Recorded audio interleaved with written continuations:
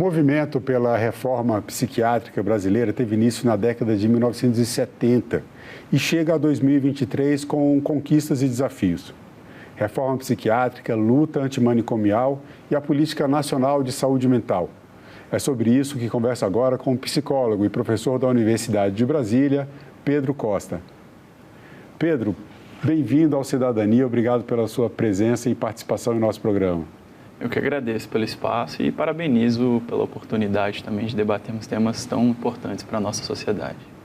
Então, vamos começar contando um pouco sobre a história desse movimento pela reforma psiquiátrica brasileira, né? Eu comentei aqui que começou na década de 70, mas queria que você falasse um pouco das origens, né? O que desencadeou esse movimento, quais as bases conceituais e quando, né, exatamente, e por que surge esse movimento pela reforma psiquiátrica brasileira. Bom, como você muito bem coloca, a gente pode localizar esse movimento especificamente, né, que antes mesmo de ser uma luta pela reforma psiquiátrica, se colocou contra as formas tradicionais de supostamente entender o que era a loucura, mas entender então, por isso que supostamente de uma maneira mistificada, com intuitos de aprisionamento, de segregação e de violação, e que tem a reforma psiquiátrica como uma de suas várias conquistas, alguns de seus vários resultados. Então ele, antes de tudo, um movimento por uma outra forma de entendimento, aquilo que a gente veio a denominar e entender por loucura, mas de maneira geral o que a gente caracteriza por saúde mental. Então um movimento para uma nova forma de se entender saúde mental, uma forma que seja condizente com o que de fato é a saúde mental, como as pessoas se produzem na realidade e, portanto, como elas devem ser tratadas em casos em que haja necessidade de algum tipo de assistência e de cuidado na própria saúde mental. Então, é, antes de tudo, um movimento contra a lógica manicomial, contra os manicômios não só como instituições, mas como uma lógica que está presente no nosso chão histórico, no nosso solo histórico e que, de certa forma, perpetua, reproduz toda essa perspectiva de segregação, de violência, sob roupagens de cuidado, de tratamento historicamente. Então, são mecanismos de segregação daquilo que eu falo que são as próprias contradições que a nossa sociedade produz ou que as produzem, né? Como, por exemplo, a desigualdade social, o racismo, o machismo, sexismo, LGBTQI+, fobia. Quando a gente vai ver quem estava depositado historicamente nos manicômios, são aquelas pessoas que, nas suas próprias condições, nas suas próprias existências, questionam uma norma que é uma norma de violência, de uma produção de vida desumanizada. Então, a luta pela reforma psiquiátrica é, antes de tudo, uma luta contra o manicômio enquanto sociedade, contra o manicômio enquanto uma lógica asilar manicomial. E como você muito bem coloca, por mais que a gente possa localizá-lo na década de 70, e isso também não é um acaso, o que estava acontecendo na década de 70? Uma efervescência política.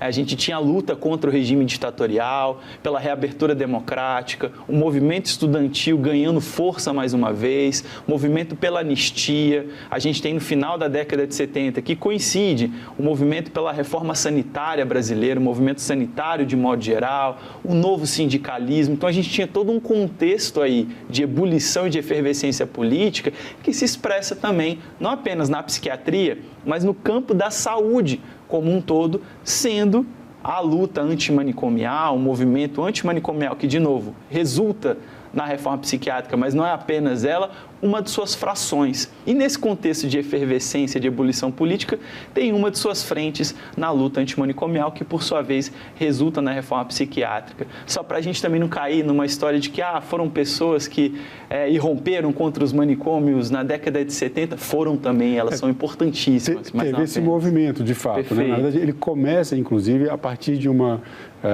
vivência de profissionais de saúde, inclusive que faziam parte do Ministério da Saúde e que, em visitas a esses manicômios, que seria um lugar onde deveriam estar sendo tratadas as pessoas, perceberam situações como essas que você traz aqui, né? Situação de violência, situação de aprisionamento, castigos, choques elétricos. A base desse tipo de tratamento partia da ideia de que a loucura era uma questão moral? Não só moral, né? E aí acho que antes até mesmo de te responder, é importante a gente limpar esse terreno, né, que manicômio não é tratamento. A despeito do que ele se coloca, quem está sendo tratado ali não é a pessoa que está ali dentro. Deixa eu fazer uma pergunta, sociedade para que ela se permaneça. Uma pergunta conceitual aqui. Eu vou pular um pouco o roteiro da entrevista. Você falou em tratamento. Cuidado e tratamento, quando a gente fala de saúde mental, são conceitos convergentes ou cuidado e tratamento são ideias divergentes? Sim. Não, eles convergem. Só que pensar cuidado é pensar de uma maneira mais abrangente, mais ampla, que inclusive agrega prevenção, promoção social, de saúde e também diversas outras modalidades de tratamento. Então, cuidado nesse sentido é muito mais abrangente e amplo. Assim, citando uma teórica que eu gosto bastante, militante, pesquisadora Raquel Passo, o cuidado é, antes de tudo, uma necessidade ontológica do ser humano, né? E que se expressa no campo da saúde mental de várias formas. Olha que interessante, eu gosto muito de um provérbio africano que fala o seguinte: para a gente cuidar, educar uma criança, a gente precisa de toda uma aldeia. Né? E aí, dialogando até com a sua pergunta, anteriormente ao conceito de cuidado, é importante a gente conceituar o que é saúde mental. Para mim, saúde mental é produção de vida. Como a gente se produz? Onde?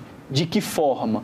Logo, se ela é produção de vida, a gente não pode alocar as formas de cuidado que são sociais, coletivas, apenas no campo da saúde mental, muito menos legá-las à psiquiatria, à psicologia, ao campo psi, como se fosse uma propriedade privada deles, sendo que é coletivo, então, é social. Nesse caso, você diz que dentro dessas melhorias de formas de tratamento humanizadas, de cuidado, que realmente tem o objetivo de trazer de volta a saúde mental, reinserir na sociedade as pessoas que estão com transtornos mentais, com as dificuldades, que acabam buscando o tratamento ou sendo encaminhados para tratamento, elas teriam uma lógica diferente, então, de cuidado. Sim.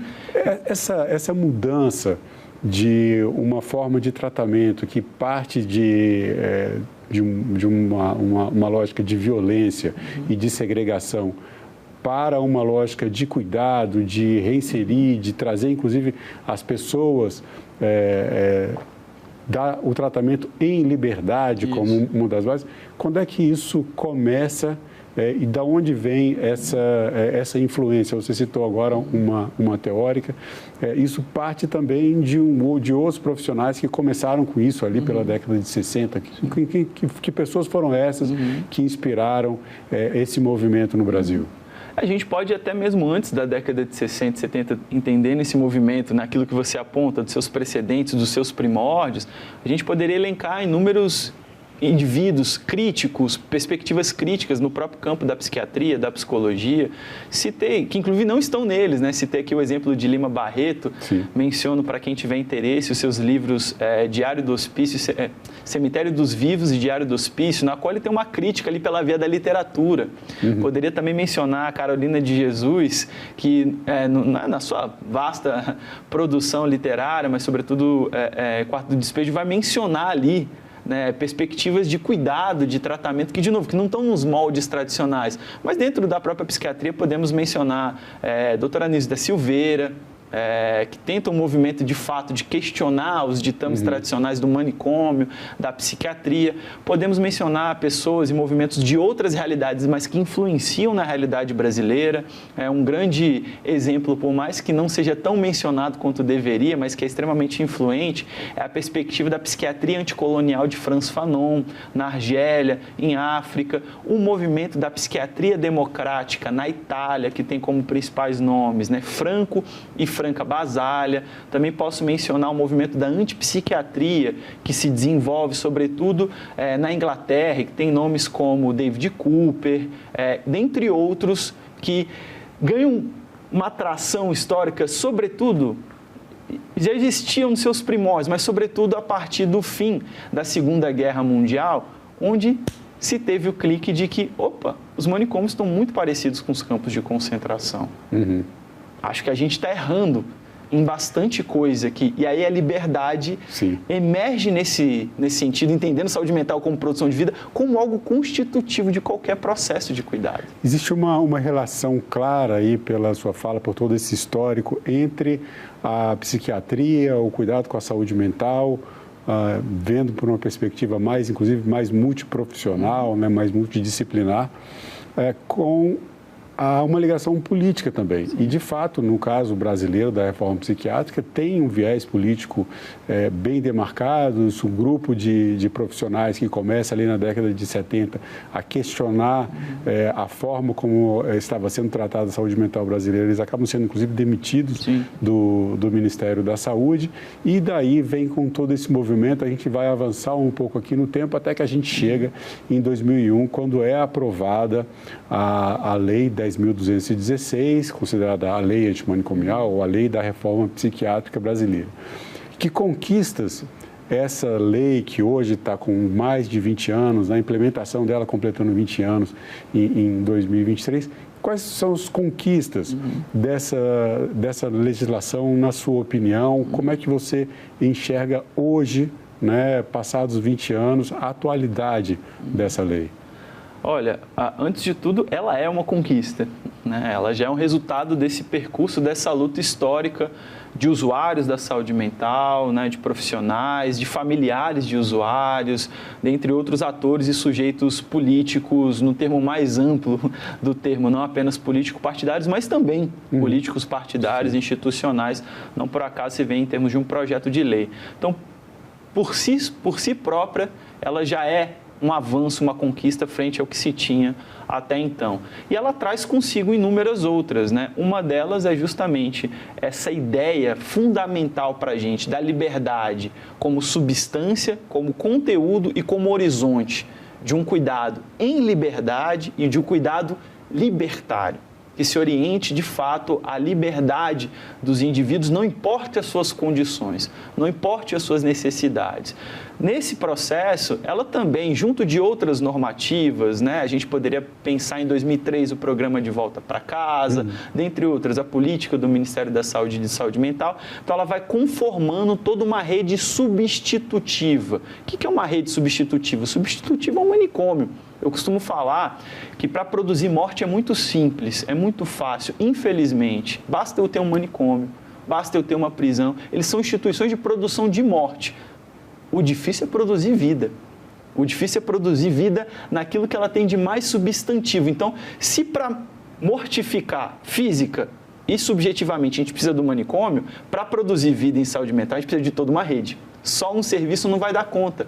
E aí, então, ela dá lastro normativo e impulsiona o desenvolvimento dessa rede por meio dos centros de atenção psicossocial, os CAPs, que tem várias modalidades para álcool e outras drogas, para criança e adolescente, os infantos juvenis. Ela depois vai possibilitar, né, outros níveis de atenção e dispositivos que eu poderia ficar muito tempo mencionando, mas só para resumir aqui, né, como se precisar de algum tipo de internação, não é em hospital psiquiátrico, não é em manicômio, é em hospital geral, até para que isso seja de curta ou curtíssima duração, para que a pessoa, após o procedimento, volte para o seu contexto de vida, para que o cuidado continue em parceria com os CAPs, com a atenção básica, com as unidades básicas de saúde. Então, tudo que advém nesse processo de conformação dessa tentativa de cuidado integral, em rede, em comunidade e em liberdade, é muito, obviamente, na esteira dessa lei, da Lei 10.216, que, de novo, diz de uma das conquistas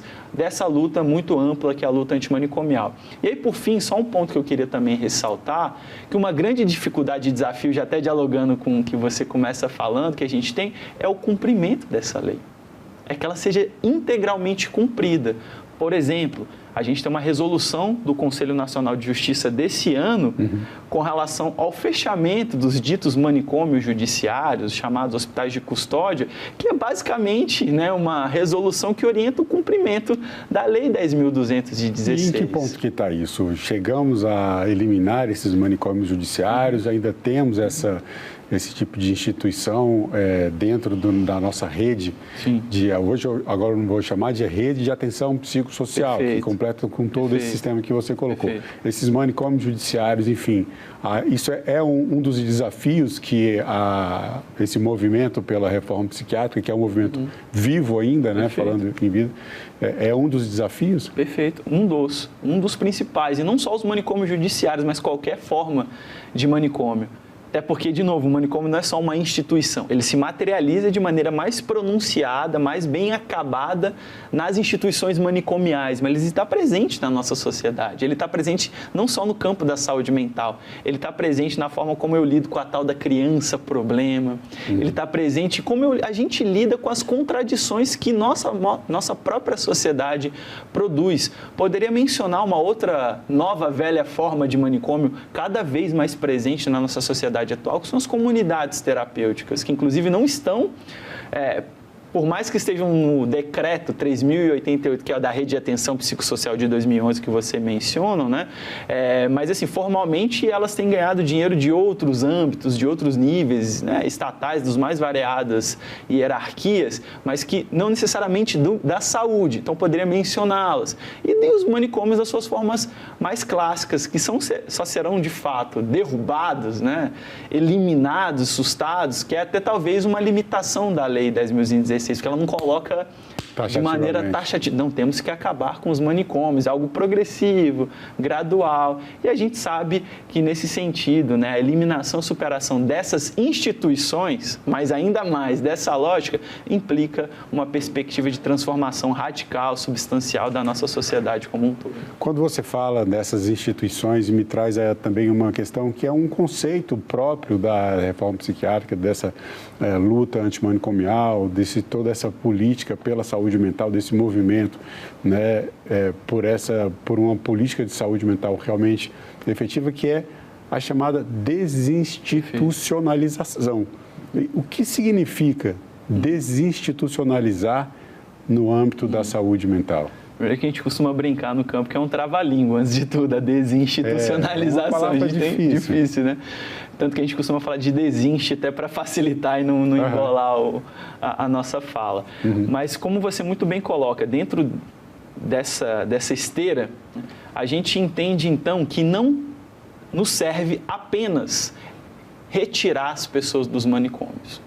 Isso é fundamental e necessário que os manicômios sejam findados enquanto instituições e num processo de fim da lógica asilar manicomial. Mas e aí? A gente tem que prestar cuidado, e tem que prestar um cuidado que seja antagônico, que seja diferente daquele que supostamente, como eu mencionei, manicômio não é cuidado, não é tratamento, mas que supostamente estava sendo colocado lá. Então a gente precisa de toda uma rede plural, diversa, de vários níveis de atenção e de assistência, porque as pessoas são plurais, elas são diversas. Então, para atender às suas necessidades assistenciais de produção de vida, é necessário que a desinstitucionalização seja pensada em rede, integrada, o que a gente chama, num caráter territorial, comunitário. Então, um dispositivo e mecanismo fundamental para isso é o que a gente chama de residências terapêuticas ou serviços residenciais terapêuticos, que é totalmente diferente das comunidades terapêuticas. Como é que acontece isso? Então, eles são para pessoas que foram cronificadas, que ficaram tanto tempo nos manicômios ou qualquer tempo nessas instituições, que chegou um momento, uma condição na qual sua autonomia foi tolhida, seus vínculos familiares, sociais foram tolhidos de tal forma, né, que a gente precisa que elas não apenas sejam retiradas dos manicômios... É um tempo de permanência fora do que seria o ideal para um tratamento. Ao invés de cuidar, ao invés de melhorar a saúde mental dessas pessoas, quando você fala em cronificar, são pessoas que passaram do tempo e agravaram uma situação de transtornos mentais. É isso? Isso, um pouco nessa direção, assim. E às vezes a gente não precisa nem, por mais que na lei isso seja quantificado, mas às vezes um manicômio, um dia para a pessoa lá já seja algo deletério, até porque... Como um outro teórico que eu mencionei, o François Fanon fala, né? Eles são instituições de piora, de agudização, de adoecimento, né? Mas então essas pessoas que ficaram nos manicômios e que essa estadia nos manicômios foi suficiente para tolhê-las da sua própria vivência autônoma, dos seus vínculos. Então a gente tem as residências terapêuticas, nas quais as pessoas, o nome já diz, elas moram lá. Mas moram lá com o quê? Com todo um apoio de equipe técnica lá com elas, nessas residências, e elas estão em liberdade. Então, assim, elas inclusive podem ter acesso ao benefício, o direito do programa de volta para casa, que é uma renda que elas têm para ir no mercado, para fazer suas compras, para comprar o que elas... Ou seja, para viverem. E aí, nisso, elas vão ter toda uma retaguarda dos CAPs, das unidades básicas de saúde de acordo com as suas necessidades. Então, eu estou dando um exemplo de uma possibilidade que as próprias normativas que a reforma psiquiátrica coloca de desinstitucionalização, que muitas das pessoas tomam erroneamente, algumas más intenções como sinônimo de deshospitalização. Não é apenas retirar do manicômio, é retirar e justamente colocar em voga toda essa lógica assistencial que permita uma produção de vida o mais autônoma possível. Não é confundir a ideia de desinstitucionalização com a ideia de desfazer as instituições. No caso do manicômio, é para de fato acabar. Mas aí, o que a gente dá em troca? O que a gente fornece substituição? Como substitutivo a isso? Aí temos que pensar em toda uma rede. E essa rede hoje, a rede formada pelo SUS, que tem os CAPs, né, o Centro de Atenção Psicossocial, são os serviços residenciais terapêuticos, unidades de acolhimento, leitos em hospitais. Eu tenho alguns números aqui do Ministério da Saúde de 2020, são 2.661 centros de apoio psicossociais, 686 serviços residenciais terapêuticos, 65 unidades de acolhimento e 1.622 leitos em hospitais. Dados de 2020, atualizando, isso deve estar um pouco melhor, esperamos. Essa rede hoje, ela é suficiente para o atendimento da população? Como é que está esse quadro hoje? Como é que está esse cenário hoje, em 2023? Ela precisa avançar demais, assim, mas aí a gente tem que ter todo o cuidado de fazer essa crítica para a gente não reproduzir certos discursos que buscam justamente deslegitimá-la como se o problema fosse dela, como se o problema fosse do SUS, do Sistema Único de Saúde. A questão é que o seu processo de implantação, e aí remete aos desafios que você muito bem coloca, né? Ele passou por uma série de contradições, de estagnações, de recuos. A gente vive o que eu e outras pessoas têm denominado, sobretudo a partir de 2015, 2016, um período de contra-reforma psiquiátrica, na qual a gente tem um certo tolimento, por exemplo, da expansão de CAPs. O número de CAPs que a gente tem, que você menciona, é bastante insuficiente, é muito aquém do que a gente gostaria, assim como de unidades de acolhimento, assim como a gente precisaria de muito mais, mas no sentido de fortalecimento também disso. Então, o problema não é a RAPS, o problema não é o SUS. Um dos problemas que atravessa a RAPS e o SUS é a falta de orçamento, é a falta de dispêndio de verbas públicas. E essa contra-reforma seria mais uma questão orçamentária ou existem outras questões aí? Por exemplo, nós tivemos um boom, né, um aumento do consumo de crack que gera problemas de saúde mental na população, especialmente na população mais vulnerável. É o caso grave que a gente tem em São Paulo. Nós temos lá a chamada Cracolândia. E esse problema, se tornando um problema social, ele leva também a algumas decisões políticas no sentido de segmentar as pessoas com transtornos mentais advindos ou então com vício em crack para esses tratamentos específicos. Essa segmentação, né, por tipos de transtornos mentais nas formas de tratamento, isso faz parte dessa contra-reforma? É um problema ou é uma questão que ajuda na Política Nacional de Saúde Mental? Então, antes de tudo, a contra-reforma não é só orçamentária. Se eu puder ser bem sintético aqui, ela tem alguns pilares constitutivos. Tá? O primeiro diz respeito à questão do orçamento, que ela é um processo de reprivatização ou de privatização das perspectivas de cuidado. Então, é o saqueio do fundo público, da verba pública que deveria para CAPs, para SUS, para instituições não governamentais, como as comunidades terapêuticas, que não são apenas não governamentais, mas são asilares e manicomiais. E o segundo ponto, portanto, é isso. Não é apenas privatizar, não é apenas mercantilizar, como é manicomializar o cuidado. Por isso que é uma contra-reforma, ela vai na contramão do que a reforma psiquiátrica estava propondo. E um outro pilar constitutivo que é fundamental da gente mencionar, ela que está atrelada a um aprofundamento, uma ascensão conservadora, de um conservadorismo de várias frentes, que aí dialoga diretamente com isso que você está falando. Na minha avaliação, o campo de álcool e outras drogas, ele tem sido uma das principais brechas que estão sendo utilizadas para a contra-reforma psiquiátrica, para esses retrocessos no campo da saúde mental de modo geral, até porque em uma perspectiva assistencial, álcool e outras drogas está dentro do guarda-chuva do campo da saúde mental.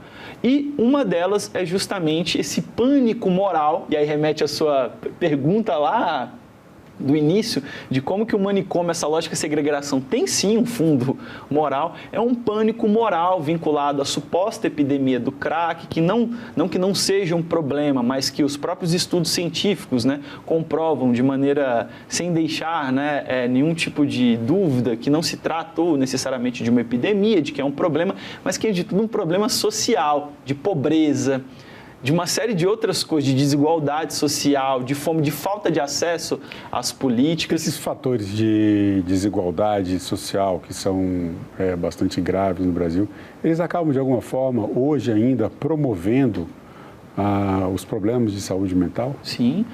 Se saúde mental é produção de vida, é isso. Eu estou comendo, como eu como, onde eu moro, como eu trabalho, como é que isso se dá, obviamente que é complexo. A gente trabalha numa lógica aqui de múltiplas determinações e mediações, mas evidentemente, assim, se eu entendo saúde mental como produção de vida, tudo isso está de fato conjugado. E aí qual que é o problema nessas perspectivas que a gente está aqui tratando enquanto retrocessos? Esquece tudo isso, vamos segregar e asilar ainda mais as pessoas como se o problema fosse o crack ou a relação que a pessoa estabelece com a droga ou mesmo o seu transtorno, dito transtorno mental, indo na contramão daquilo que a própria reforma defende. A gente vai deixar a doença entre parênteses e olhar para a pessoa. Como é que esse sujeito se produz? Onde? Em qual contexto? Em qual realidade? Então, essas perspectivas de retrocesso que tem não só álcool e outras drogas, mas que tem na saúde mental de modo geral, higienistas, racistas, como a gente vê em perspectivas de internação compulsória, como tem sido aventado em várias realidades, elas descaracterizam toda essa complexidade que a gente está justamente aqui querendo colocar sob o olhar da saúde mental. Bom, Pedro Costa, eu quero agradecer mais uma vez a sua participação em nosso programa. Obrigado pela sua presença. Obrigado, eu que agradeço aí, parabenizo novamente pela iniciativa. E eu agradeço também a você que acompanha a programação da TV Senado. Assine o canal da TV Senado no YouTube, ative as notificações e acompanhe toda a produção do Poder Legislativo diretamente da fonte. Na TV Senado, democracia é todo dia.